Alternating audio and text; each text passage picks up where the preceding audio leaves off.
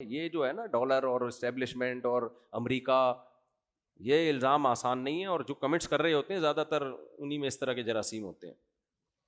کیوں لیں گے بھائی؟ ہم نے لینے ہوتے تو ہم اس وقت لے لیتے جب ہمیں بہت شدید ضرورت تھی. لوگ کہتے ہیں اس وقت آپ مشہور نہیں تھے. ہم بہت پہلے سے مشہور ہیں، کبھی خوشبو لگا کے آؤ ہم بتائیں گے.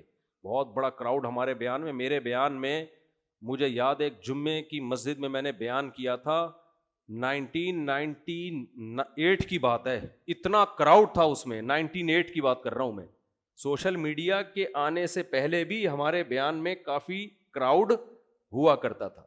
اور مجھے یاد ہے 2006 میں کسی دعوت پہ میں گیا، علماء بیٹھے ہوئے تھے، سادہ موبائل ہوا کرتے تھے. 1.5 گھنٹے ہم وہاں بیٹھے رہے ہیں، مسلسل کالز آتی رہی ہیں. 1.5 گھنٹے کے دوران پوری دنیا سے لوگ مسائل پوچھ رہے تھے. کوئی وہاں سے فون آتا، اس کا جواب، اس وقت فون اٹھا لیا کرتا تھا. تو وہ بھی علماء حیران ہو رہے تھے، بھائی اس بندے کے پاس 1 سیکنڈ کے لیے فون بند نہیں ہوا ہے، کہاں کہاں سے کال آ رہی تھی اس وقت. یہ تو اب میڈیا کا دور تو اب آیا ہے، نیٹ پہ ہم بعد میں گئے.